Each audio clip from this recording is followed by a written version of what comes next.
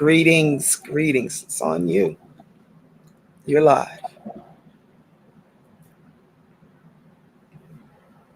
And you should be able to share it now with your Facebook people and everything.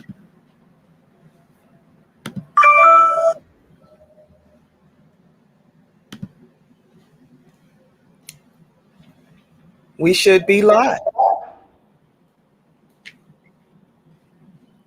Raphael, you want to share with everybody? Let me see. Let me go to mine and make sure we are live.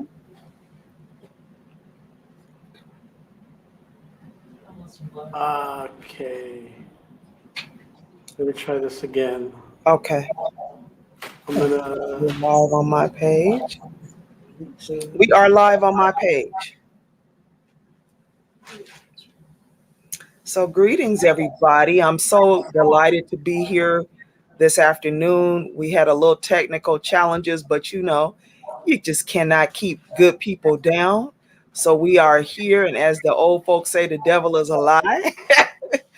Because I'm so delighted to be with Raphael Gonzalez of the Rainbow Youth Alliance, Rainbow Youth Pride Alliance. I hope I'm saying that in the right order. And he invited me to be a part of their Meet the Community series. And I'm absolutely honored to be here. Much love to Sister Benita Ramsey, all of the crew that are part of this Inland Empire folk who are just doing great work. And I don't take too many opportunities to share my work as an author. So just hold on for just a second, because Raphael is making sure that we're all live on the Rainbow Youth Alliance page. We are. Yay! See? All right. So you're going to take over now, right? You're going to be involved. Thank you so much. I am so sorry for that. We had some technical difficulties on our program, and so we had to come onto your page. And so now we're sharing this. I thank you so much for having this available.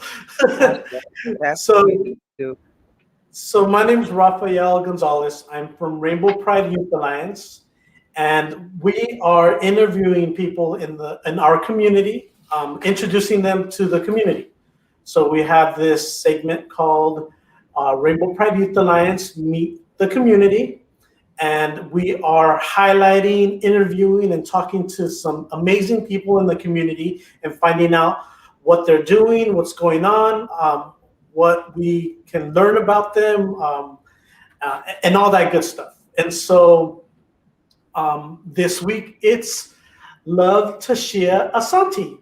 And we had on our page, on our panel a couple of weeks ago, and they did such an amazing job that I wanted to bring them back and have just a one-on-one discussion, because you were sharing the screen with about 6 other people, and I wanted you to have all the showtime now. Wonderful.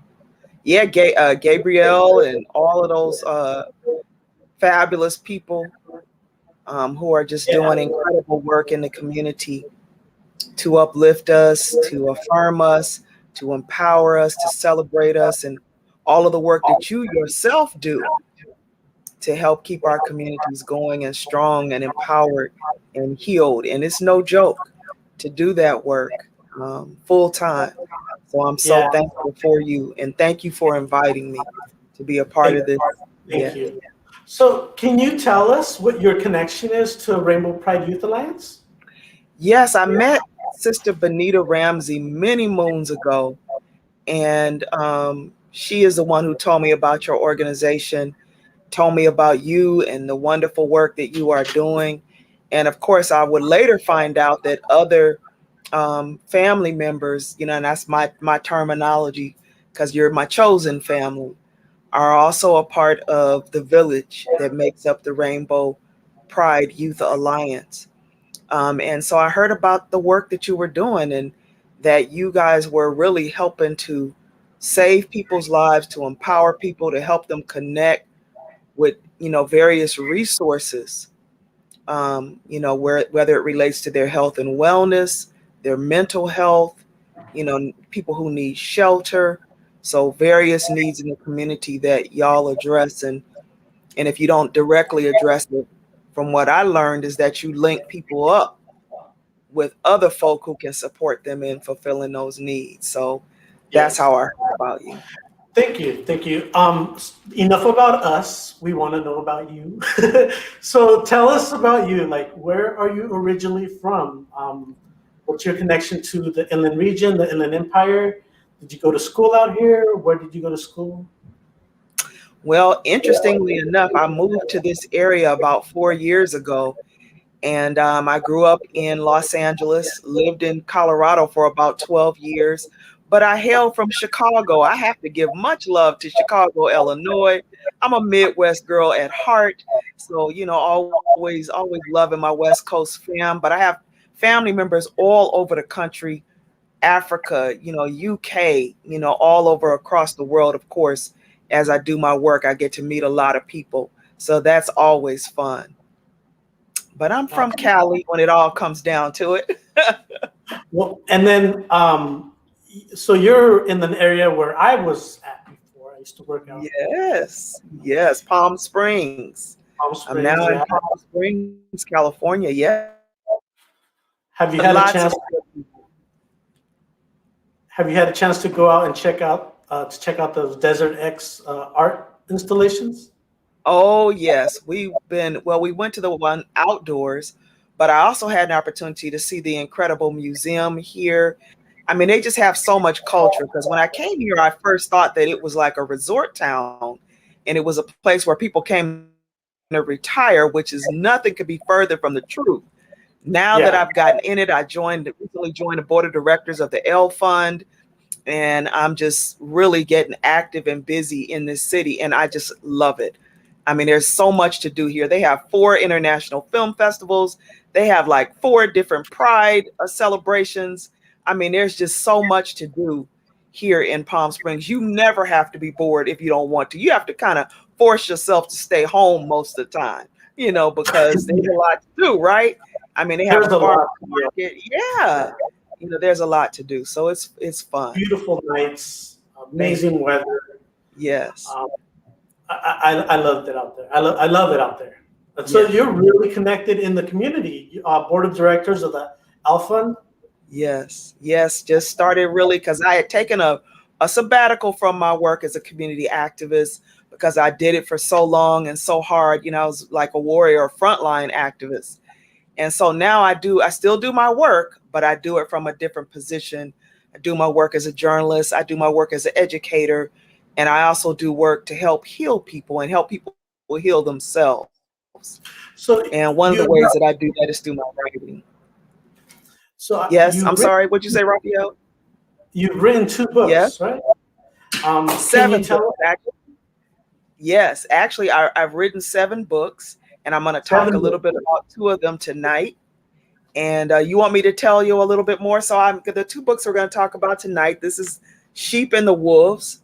That's my most recent book. I'm trying to get it in the camera there.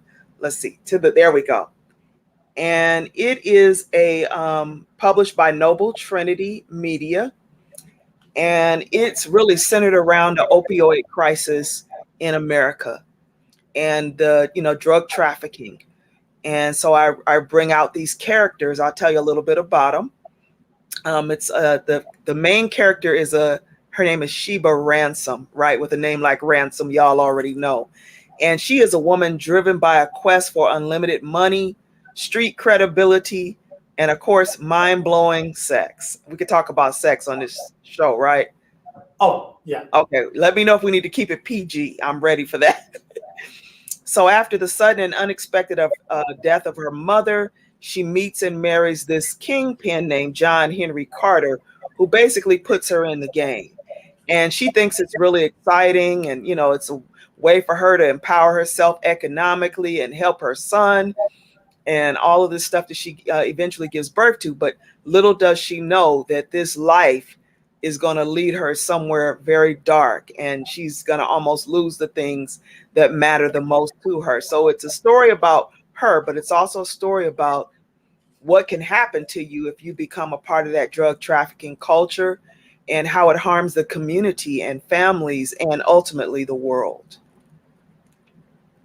And it has a lot of fun. It's very entertaining and fun. And then the other book I'm going to talk to y'all about is the book that I did before that.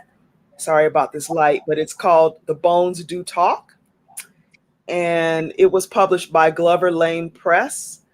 And it is a book about an attorney who takes on a very controversial legal case involving the beating of a Black boy by some youth in Beverly Hills.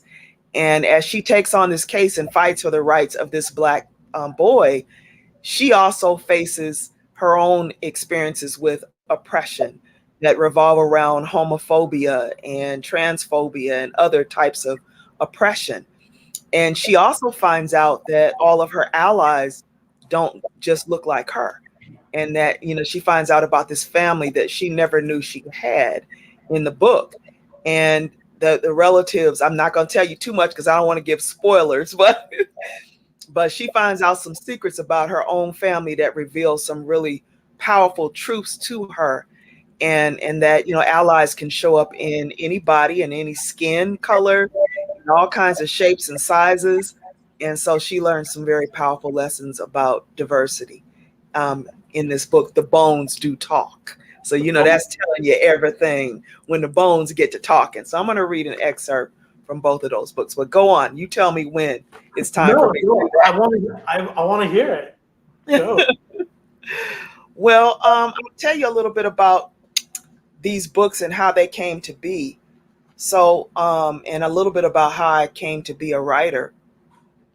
So, of course, my mother was a poet. Her name was Florence, God rest her soul. And I grew up in a house full of books. My mother was also a school teacher by trade. And so I came from one of those rare breed of homes where you had more books than toys. So, reading was the center of my household. That was before the cell phone and apps and, all of that stuff that we love and depend on now. I grew up with books, and I think that's a very rich culture. I grew up in a household where my mother read me a bedtime story. I wonder if parents still do that to this day. But my mother read me a bedtime story every night, even though she was a single parent and probably could barely stand up. She was so tired, from doing what you do when it's just one of you and you have to take care of a child. But she always found time for literature. And so growing up with the love of books and art, my mother was also a visual artist. So she painted. So she did, two luxuries, reading and painting, and so and it was my escape. I started writing when I was 7 years old. I wrote my first poem when I was 5 about popcorn. People know I love food. So, oh, hey, Roxanne. Yes, Hey, Roxanne joined us. When did you publish your first book? Well, actually, I wrote my first book and published it in 2003. And I was what they call a self-published author. The name of the book is The Sacred Door. It is still on sale today. And that book literally opened the door for me. And I always tell the story, I was working as a human resources professional, and I was making great money, had a great job, but I always knew in my heart that there was something else for me to do, that there was, another calling for me.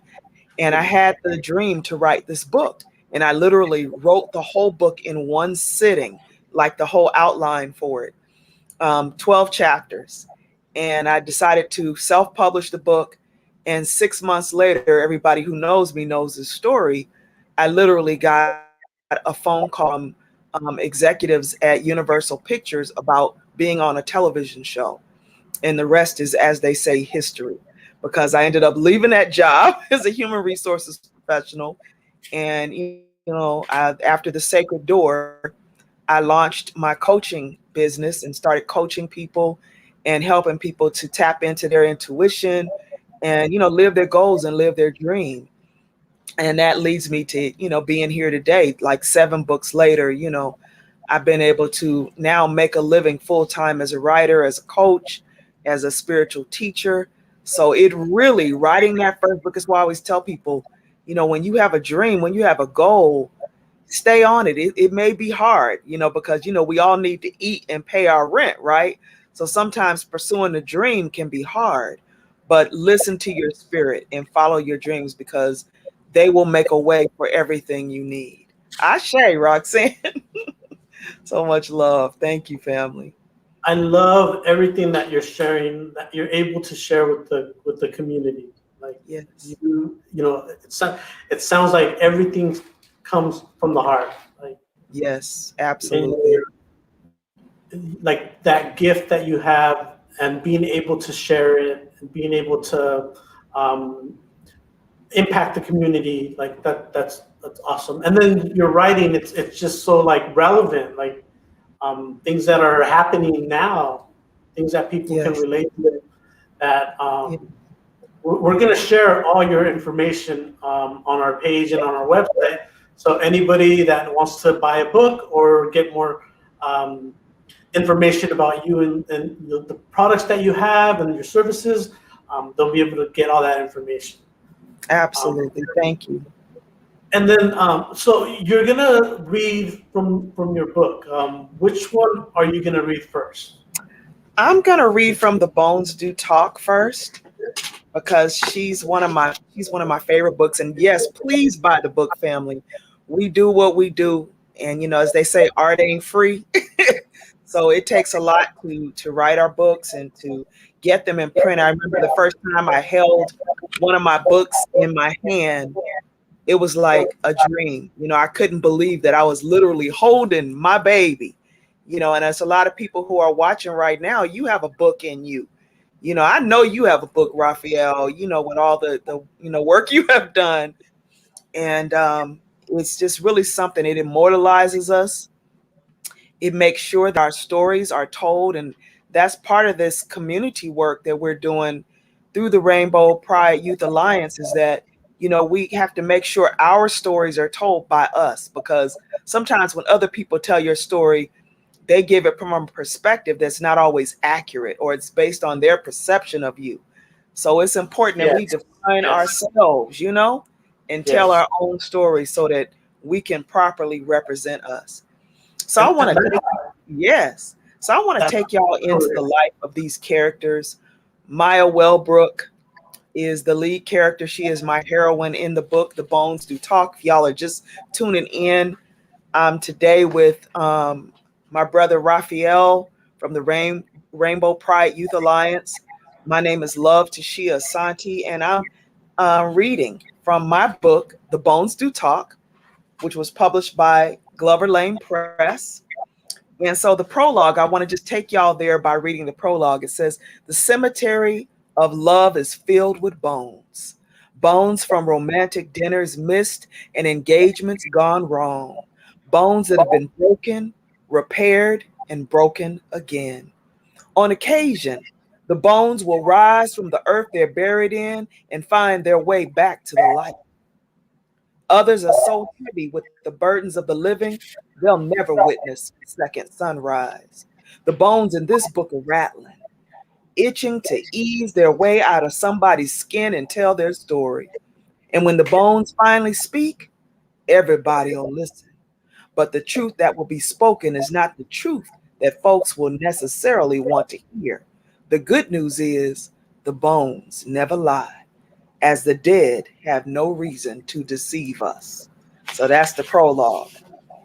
And I'm just going to read a little bit of chapter 1 to y'all.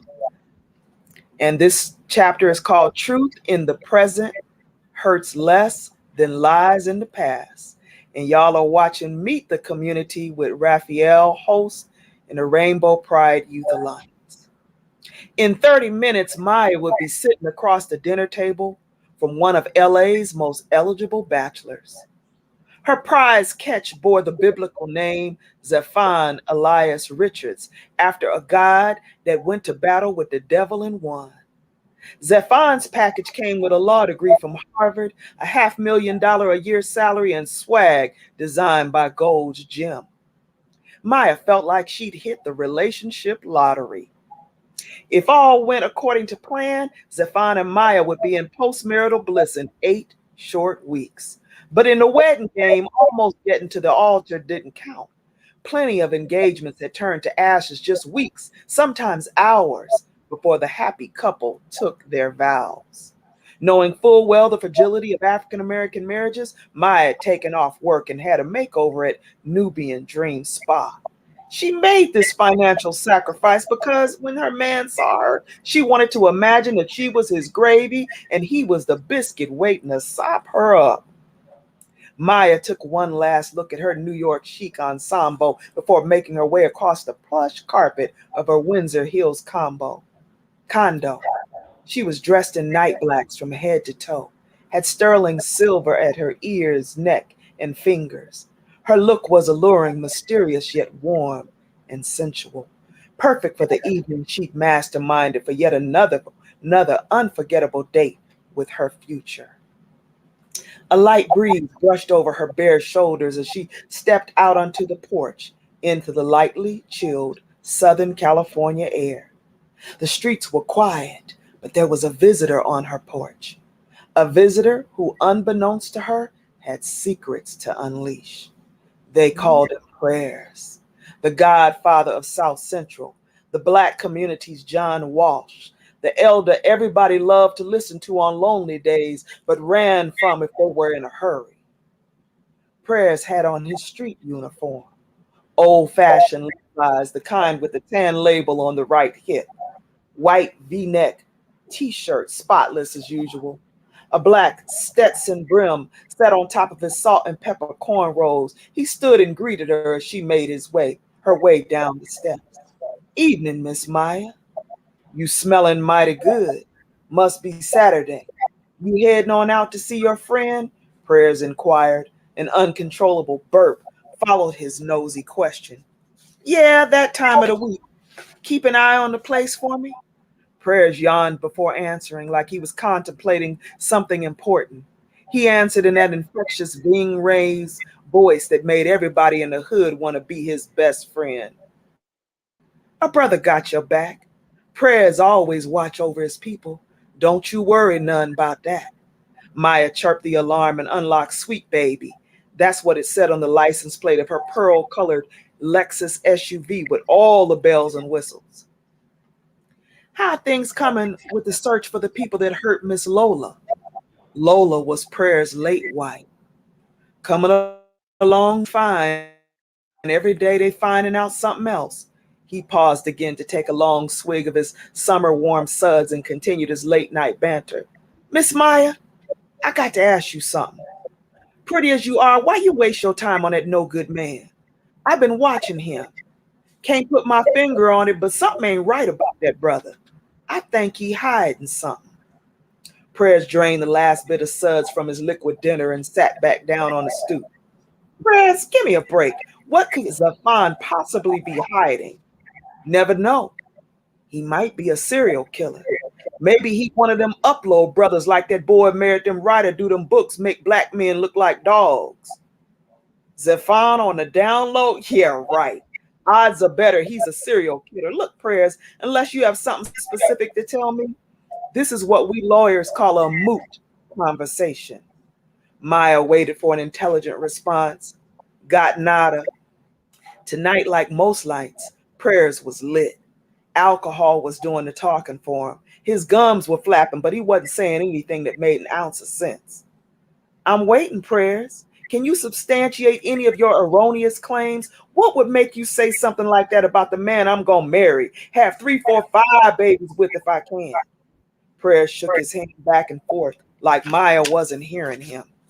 You can use all them fancy lawyer words on me if you want, but it ain't going to change the fact that your man got bones in his closet, bones with stories, and you ain't going to like the ending of this one. Okay, I tell you what. Why don't you tell me what Zephon's bones have to say?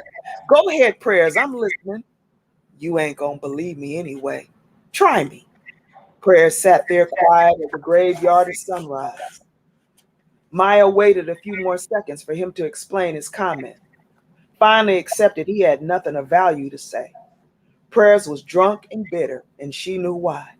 Everybody in Lamert Park knew about what happened to his wife. Zavon might just have something in his past he doesn't want me to know about, but everybody has secrets, Prayers. Dang near all of us have something we're not particularly proud of, something we hope will stay buried until the day we die and a couple of lifetimes after that. Remember what the scriptures say? Yea, who is without sin, cast the first stone. That's the problem right there, Miss Maya. Your man's bones ain't buried. They walking around with him. Them bones still breathing. Whatever, Prayers, I got to go. You gonna be sorry you didn't listen to me. Maya eased on by him down 2 more steps, a shade closer to the promise that was waiting for her a few miles away. Like everybody else, Maya loved and respected Prayers for all he done to make the community a safe place to live. But this time he'd gone too far.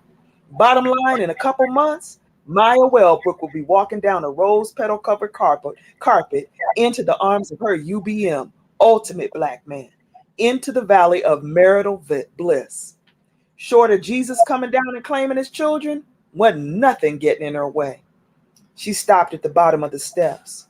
Prayers, you know I respect you a great deal for what you've done for our neighborhood, but Zephon is a good brother. Miss Maya, I got a bad feeling about this man. It's something he ain't telling you. I just don't want you to get hurt again. Prayers, just because a man dresses nice, speaks proper English, and keeps his nails manicured, that doesn't mean he's gay. Prayers ached to tell her what he'd seen that night coming home from the VA hospital, but something his daddy used to say when he was young kept his tongue quiet. When he was just a little fella, his father would tell him, remember, son, love makes a woman blind to a man's faults, makes her unable to see what's right in front of her eyes. On that note, Prayers decided to try to convince Maya to stay watchful. Miss Maya, I ain't saying your man is gay. I'm saying something ain't right about him. Maybe he got a woman on the side. Maybe he's stealing money from that big time law firm he worked for. I was pulling straws with the upload thing, but truth is, I just want you to keep your eyes open. Understand, child? Pay attention. Brother, you need to focus on finding out who killed your wife in that alley. Prayer's eyes teared up a bit when she mentioned the worst day of his life. Look, Prayers, get me some evidence, then we can talk. Right now, I gotta run. You're making me late for my date. Enjoy your date, Miss Maya. Don't forget what I said.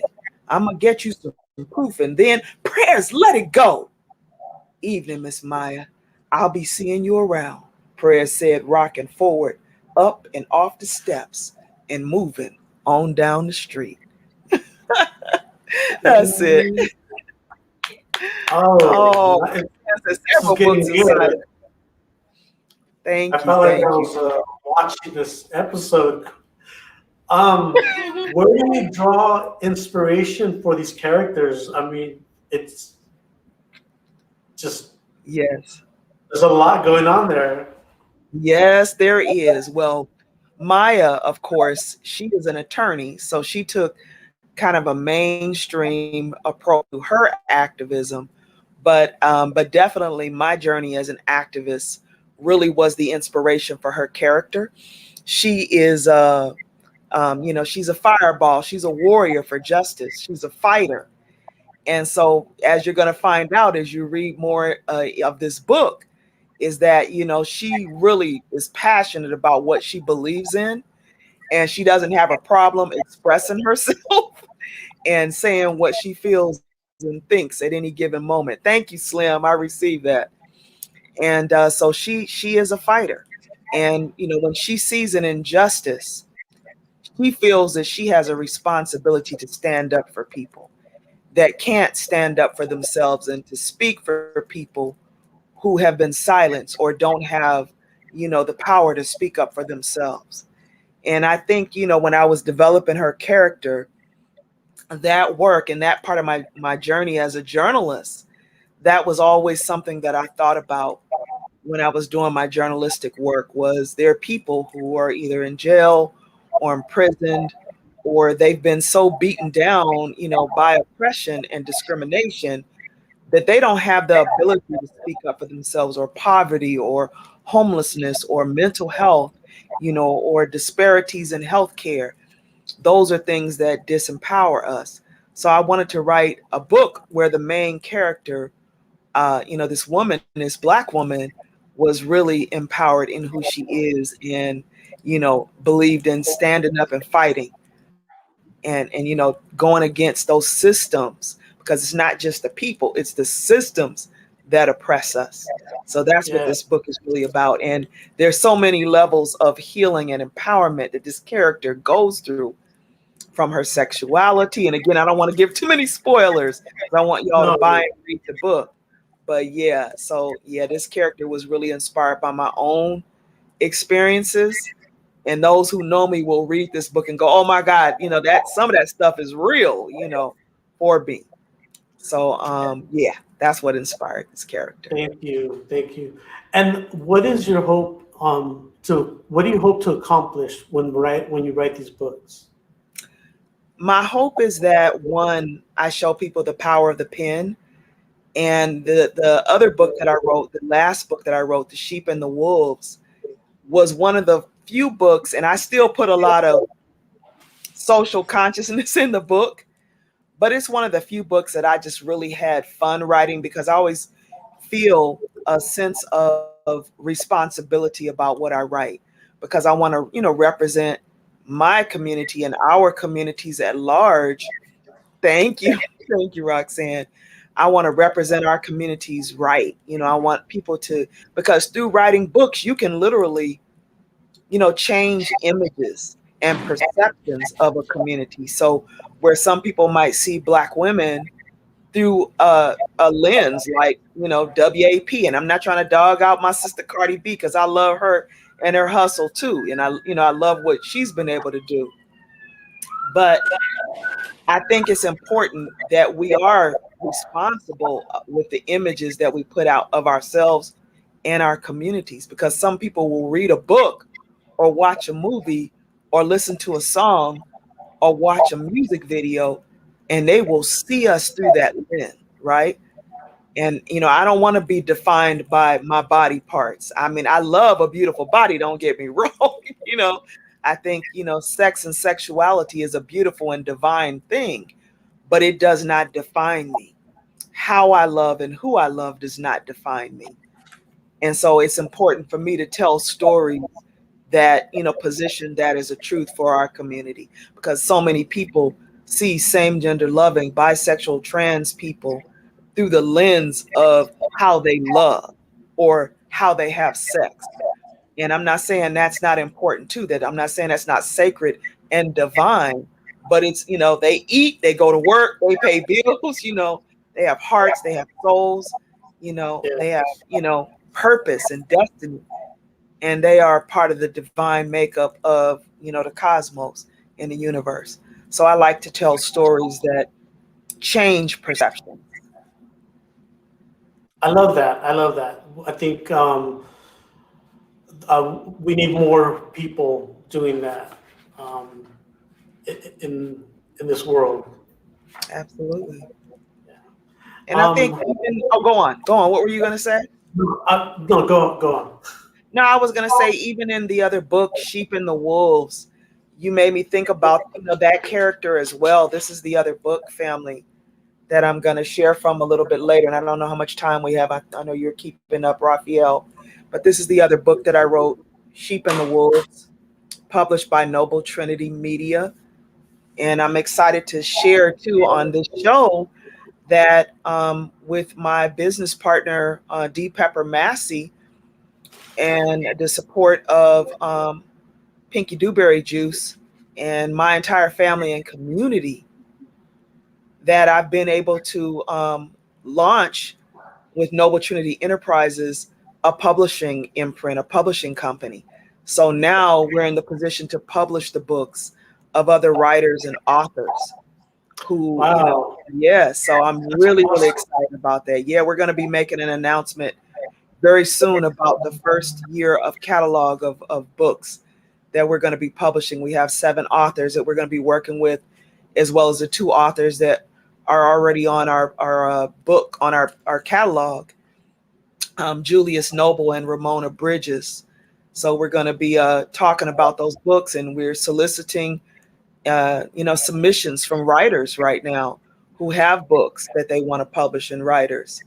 But what I was going to say was, this book, Sheep and the Wolves, was like the first book that I really wrote and just had fun writing, even though I still put social responsibility in the character, because of course, she is a queen pin. She's a drug queen pin. She's Mm. like Queen of the South, if you've ever seen that series, But she goes through her own. Now, again, I don't want to have spoilers. She goes through her own metamorphoses and awakenings, even about that, because she had to do what she had to do, growing up with, no parents, no family, pretty much being orphaned at a young age. She had to find her way. And so I think a lot of people who get into that life, thank you, Roxanne. A lot of people who get into that life of, dealing drugs and drug trafficking,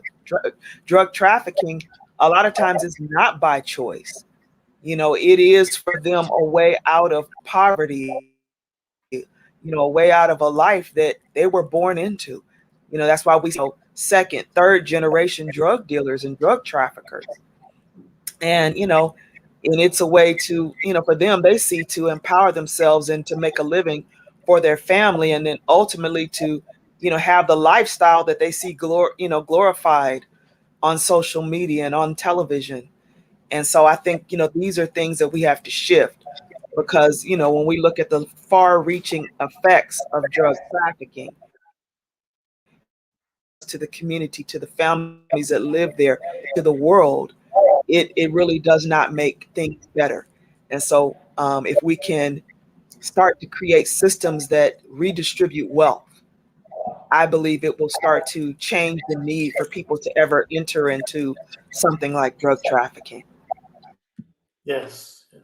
So that's why this book, The Sheep and the Wolves. And I'm going to read an excerpt, not as long, but I'm going to read an excerpt from that before we Okay. close as well. Um, is there anything that you have going on in the next couple months? Anything that you want to invite people to, or any events that people can participate in? On April 3rd, I'm going to be, I always do every like Easter holiday, I'll do, and I encourage people to walk and follow and embrace whatever spiritual path resonates for them and calls out to them. But I like to do something for the community and something that affirms people from every walk of life. So I always hold an event that centers around self-resurrection and our ability to empower ourselves and to make choices and decisions about, the institutions and the companies and the organizations that we support. And I think it's important for us to support organizations and institutions that empower us and affirm us. Because if we invest ourselves in, community settings that oppress us, that, take advantage of us, that don't share the wealth, that hoard the wealth, then it feeds into the systems that oppress us as a whole. Third Yes. at 9:30 a.m. I'll be hosting an event that will be able to focus in on empowerment. We'll also do some honoring of our ancestors, honoring of, folks who, protect and stand on indigenous land. So we're going to honor that as well. Our Native Indigenous, our African Indigenous, and our communities of color and conscious is what I call them. We're going to come together and just join in spirit. Ashe. And Awesome. we're going to do it via Zoom so people can be a part of that wherever they are. They can find out more information about that on my website, www.officialtashiaasanti.com. They can also go to my spiritual community's website, www.eleoriteacheslove.com. and there'll be more information on those events and practices. Thank you. And we'll also share it in the comment section in case anybody wants to look through and Thank you. get that. Thank you so much. Thank you. What do you want people to remember about you? Wow. I definitely want people to remember that I live my dreams. And one of my friends who's very close to me always says, she says, you don't ever let any grass grow under your feet. You always moving. And, I like breaking ground. That's one of my things is that I don't like to duplicate things that are already being done. I believe it's important to find the gaps in, what we produce, what we create, and to, bring our unique imprint to the world. That's important. And I know that, as an influencer, that a lot of times people will want to do things like what you do. But I always encourage people like find your imprint, find your blueprint, because that's going to be even more powerful because it's yours and nobody can duplicate it or imitate it or be like what you have, because that's specifically what spirit, gave to you, what the universe gave to you. So I always encourage that. And live fearlessly. It's like no matter what, people are going to say whatever they have to say about you. And but you have to be you and be your authentic self, and know that, and one of my other close friends always says there's 9 billion people on the planet Earth. So if go where you are loved, go where you are valued, go where you are honored and celebrated, you know and when they say when they stop serving love, leave the room. That's why I renamed myself Love, because I wanted to be greeted as love, remembered as love. And when people communicate with me, they have to speak the energy of love. So that's why I chose that name as a new name to rebirth. And I rebirthed myself several times in this lifetime, from my, God-given name, the name my mother gave me, which I love and embrace. And then my first rebirth name was TaShia, Asanti, which reconnected me with my ancestral beginnings and my rich African culture. And then when I became a priestess, a Yoruba Ifa priestess, I was given the name Ayola Omikunle, and later Ifala Day. And that was to denote my connection with the Orishas and the spiritualities of my ancestors. That was also part of my healing process. And then in this rebirth setting, I gave myself the name Love. Just simple, love. So that every time, again, when people come, they have to speak love. You can't talk I to love me that. without speaking love. Right. That was my consciousness in that. I love that. I love that you joined us today. I love that you shared you. Going to your website. I've been to your website a couple of times, but hearing it from you is just a whole lot better. Ashe, Ashe, I receive that. Well, I thank you for your light as well. And to everyone who's watching, I see y'all on there.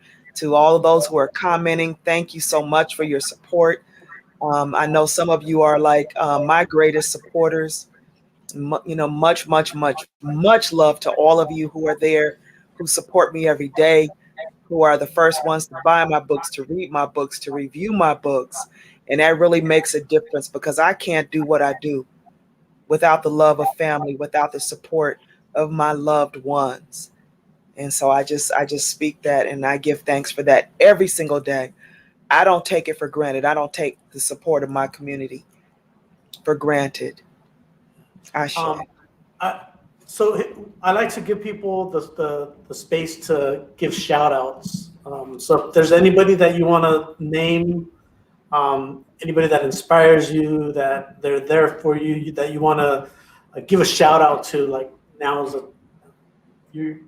I welcome you to do that.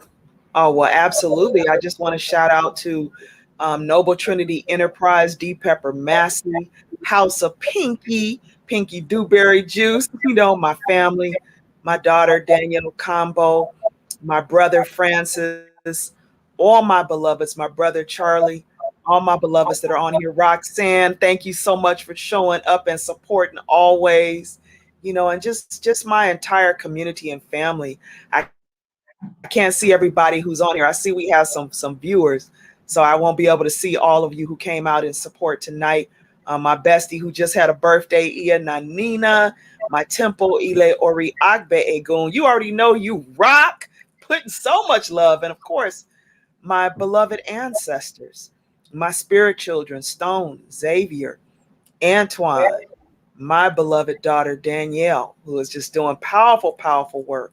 And there's so many I could go on. My padrino, my godfather, Aloya Ifa Karaday. I could not do what I do without, all the love that I've received planting, my feet, and my godmother, Ianifa Ifalola, Ibashe. I just give homage to all of you. Awo Ifa Dunson. Oh man, it's just so many. I could go on and on. I'm so blessed to have a community of people that love and support me all of these years. I remember I was looking at footage from one of the last big book signings that I did, and my mom was able to be there, which was really a blessing. My mom read every book I ever wrote. One of my books, she didn't like something in it, so I had to go back and rewrite. I had to go back and rewrite that part of the book because she's like, I don't like that you did, and it was something involving her. So I changed it because you always want your mother on board. If you have your Yeah. mother's blessings, you can do just about anything. Um, and then, my family, D. Pepper Massey, Pinky Dewberry Juice, they are the early ears for my books. I wear them out, right? Because a lot of times we're riding, taking like road trips, and I'm like, okay, let me tell you about this section in the book, like, what are y'all thinking? Should I do this? And then I'll go back and I always make the final decision how I'm going to end it or whatever. But their input it always plays a big part in what I write, and I'm so grateful for that. And I know that's probably every writer who's written a book has gone through, like making their family read those chapters and listen to the book. And so I just give thanks for that. Noble Trinity Enterprises is an independent music label as well as a entertainment and media company. And so we've not only put out music of independent hip hop artists, we also now, as I said, are publishing other people's books. And that's really, really exciting because it gives an opportunity for people to tell their story. So I'm really excited about the work that we're doing. We have a writer by the name of Julius Noble who wrote a book, Explosive Eargasms, powerful book of poetry. We have a book called Forgive Me My Trespasses by Ramona Bridges, who told her story about, her battle with mental health and how, she went from being a gainfully employed woman living independently, taking vacations, to losing her housing and ending up sleeping on bus benches. And Noble Trinity also produced a documentary about her life and how she, reclaimed her life and was able to get, housing and, get healed. And, it's always a ongoing battle when you're dealing with mental health. But so often, we don't see the beautiful aspects of that person, the brilliance, the gifts, the art that they bring to the world. And so I think Ramona's story, talking about being homeless, being a Black woman, how she was, at one point abused by, police who misused their police power when arresting her, who didn't have the training to know how to handle someone who was having a mental health break. She was not a bad person, she was a sick person. And so, thank God she had community who called the police department, when she was locked up, who made sure that she was safe, that she got her medication. So things like that, so we were so happy, Noble Trinity, to be able to tell this story, you know, and the work, that House of Pinky is doing with her company, and she was also the founder of the Homeless Goddess Project, my partner. And we got to be a part of the early days of that, where Pinky would go out into the community and take these bags that she called pack light bags and help women. We, instead of waiting for them to come into the agency, literally she would go out to the bus bench, out to the park, And her signature is she would take a mirror out to these women who sometimes they hadn't looked in a mirror at themselves for years. Because when you're trying to figure out how to stay safe at night, if you're sleeping outside, you're really not worried about how you look. In fact, sometimes you want to downplay your looks to survive that. So she would hold the mirror up to them and she would tell them they were beautiful. It almost makes me choke up every time I think about it. But she would tell them they were beautiful, and she would remind them that just because they didn't have a palace didn't mean they didn't wear a crown. And sometimes they would start crying, like while we were out there doing the outreach to them. And it was just really beautiful. And she would give them things that they typically wouldn't get um, in a homeless kid. She would give them things that are important to women, like lipstick, like perfume, or essence oil. And she would give them the things that we need, like bottled water and snacks and other things too, but also things that make you feel beautiful as a woman that you don't think about when you're out on the streets just trying to survive. So those are some of the work that my family have done. And I just, those are the things that make me passionate, and make me feel excited when I see people doing that work. And there's so many people in my life that do work like that. Ia Nanina Ra of Nanina Ra Healing Arts, she makes healing salves and butters and salts that use our indigenous medicines, the herbs, the salts from the ocean, all the things that our ancestors used to heal us. And that's not, down in anything that anybody else has to do to, keep their health going. But I think it's important to pull from nature and use it, because our ancestors were on to something and they were healing themselves in the pyramids of Kemet. Our native indigenous ancestors knew how to heal themselves with ritual, with sweat lodge, with tobacco and prayer. And I think it's important that we use that medicine too when it comes to healing ourselves. And I write about those things in my books. I always weave, the seer, the prophetess into the stories that I write, because that's how we preserve our culture. That's how we preserve our history. And it's a must. It's important that we always do that. Ashe. I'm excited to check out your books and Thank you. pick one out that I'm gonna order. Yay! Read that Bones. You're gonna love that Bones. If it's okay, I want to read another short excerpt before we close. I know we're getting close to time. And we're gonna share all your social media contact information, and how to get a hold of you and all that. And so, again, thank you so much for joining us. Thank you for being with us today, and take it away. You Okay, I'm gonna just close us on out with one little story, and I had to find kind of like a G-rated part of this one. This book, this is for grown people. I'm just going. This is not the family book, but it's a great story. But it's a sexy story. So, in another world, Bathsheba Dorothy Ransom would have been a goddess, a revered deity like the West African god Oshun. But in this life, Sheba was a wolf, a no-nonsense alpha who led her pack without mercy. Sheba's way of life was governed by three animalistic laws: destroy one's enemies, preserve your position as leader of the pack, protect the pack at all costs, in that order.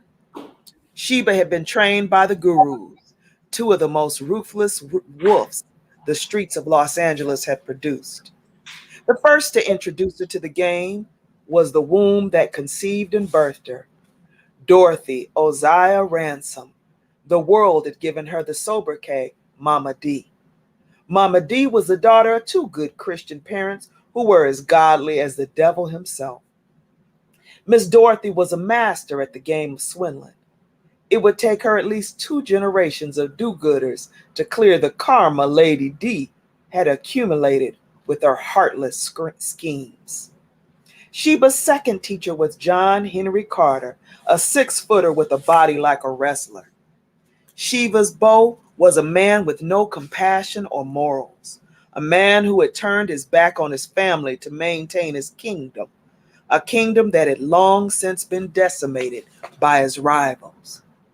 Despite his denounced status, Sheba worshipped the ground John Henry walked on. If he rang her phone, she'd stop whatever she was doing to talk to him. If he dropped by for one of his rare visits, you'd think Martin Luther King was in the living room. When John Henry came to visit, Sheba even did something she hardly ever did. She cooked. Not some trite menu with store-bought ingredients. Sheba cooked by scratch, using her mother's family recipes. Stuffed Cornish hens, candied yams, collard greens, and hot water cornbread. On his last visit, Sheba prepared her granny's famous peach cobbler with the homemade crust. John Henry's thank you was a ghetto sentiment that made Raymond was Sheba's current man, want to snatch his heart out of his chest. Toothpick in hand, cleaning his pearly whites, John Henry uttered, "Damn, Sheba, the food was on point, but the view while you were moving around the kitchen, nothing."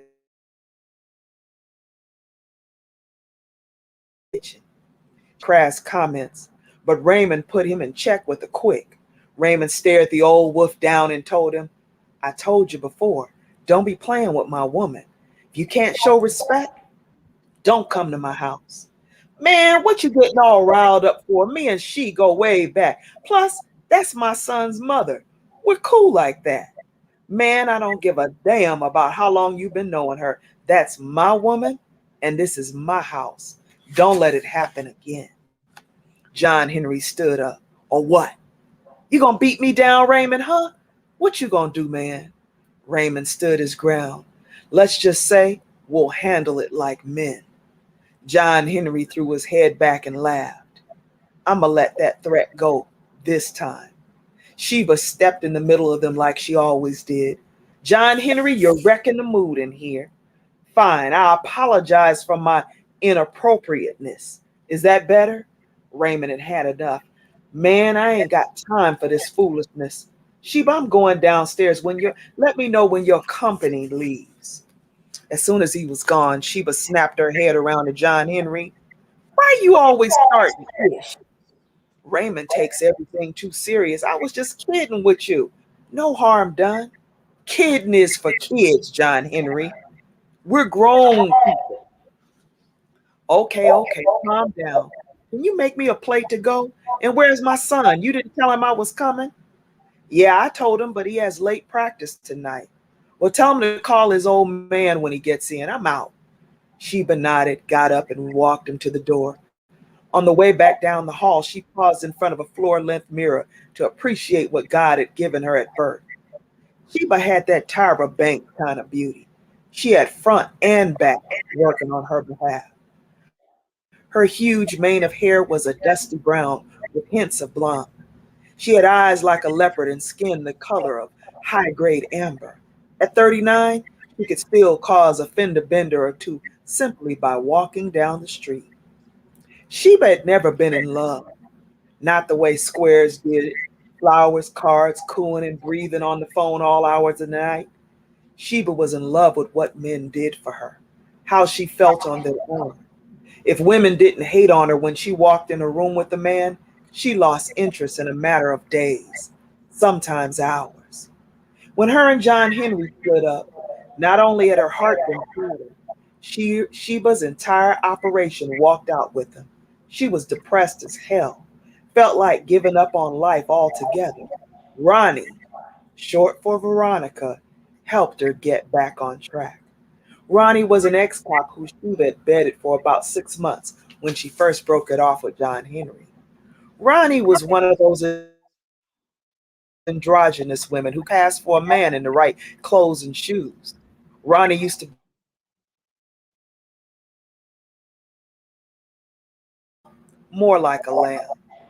Ronnie had a decade on duty. A few weeks out of rehab, she got assigned to a cushy desk job. After 5 years of pushing paper, Ronnie negotiated an early retirement package and exited the war zone for good. She started a small consulting firm that provided security to business tycoons and B-list celebrities. And that was how she met Sheba. Sheba and Ronnie had sailed aboard one of those humongous cruise ships. 6 days into their voyage across the Caribbean, Sheba emerged from the darkness knowing exactly what she had to do. She had to start over, rebuild her clientele, recruit and hire a street team, get a trusted source to keep her product flowing. It would take time, but eventually she got it all back. And Ronnie had been key in Sheba relaunching her empire. Sheba liked the fact that Robbie was licensed to pop a cap in somebody's butt if they stepped wrong. She liked it so much, she brought Ronnie on to head up security at her new company, Ransom Industries. Ronnie's connection in law enforcement provided important intel that helped keep the cops out of Sheba's illegal activities. Ronnie knew who was on the force that could be bought and what their price was, and Sheba was happy to pay. Sheba was smitten with John Henry, but there was only one man on the planet that she would give her soul to the devil for. He was 22, had dark curly hair and shoulders like a linebacker. That man was DeAndre Jonathan Ransom, her son and the only one and her only descendant. Sheba would do anything for her Dee Dee, but she couldn't let him know that. She had to keep him tough and his skin thick. She knew if she made his life too easy, he'd turn into a sheep and get slaughtered by the wolves. Sheba's other job was keeping the peace between the man she used to love and the man she was in love with now. Her old life with John Henry had been dysfunctional, crazy, sexy, and exciting. But life with John Henry always led to pain and disappointment. Raymond was everything Sheba wanted in a man. He was loving and thoughtful, smart and business minded. He was a great communicator and knew how to quiet her fire when necessary. He was also a beast in the bedroom that wouldn't quit until she was screaming his name. And her son, DeAndre, adored him. Between running her thiefdom, helping Dee Dee get through college, and keeping her menfolk happy, Sheba's plate was always full. She'd be lying if she said she didn't have any feelings for John Henry. There was a time when he was the center of her world. They made plans to build an empire, one she planned on being the queen of. Sometimes she wondered how things would have turned out if she hung in there with John Henry. But life with Raymond was too good to ever risk living on the edge of insanity again. But truth be told, there were days when she kind of missed the crazy. Thank you. Y'all got to read some more to get to find out what happens with Miss Sheba, because she has some sagas. So thank you, Raphael, for having me. I really, really thank you and Sister Benita, Reverend Benita, for the amazing work that y'all are doing, and send so much love to the Rainbow Pride Youth Alliance. Thank And you I so pray much. that y'all have continued abundance and goodness. Thank you. Thank you. Thank you. Any last words? Just so much love to everybody. Remember to live your dreams. If you have a book that you want to write or publish, go to the Noble Trinity website, www.nobletrinityenterprises.com, and you can learn more about what we do. You can also submit your manuscript for consideration. We are still accepting manuscripts, and also support House of Pinky. They're on Facebook. Join their Facebook group. She is doing fabulous, fabulous work in the community and helping women and men to look their best, to feel good about themselves, and to be healed. So again, I like everything I do, everything I'm involved in always goes back to community and back to the heart. So much love. Thank you everybody who came on and stayed on the entire presentation. And again, much love to the Rainbow Pride Youth Alliance. Yay. Thank you. Thank you, Thank you, Raphael. love. All right. Thank you all for Anything joining else? us tonight.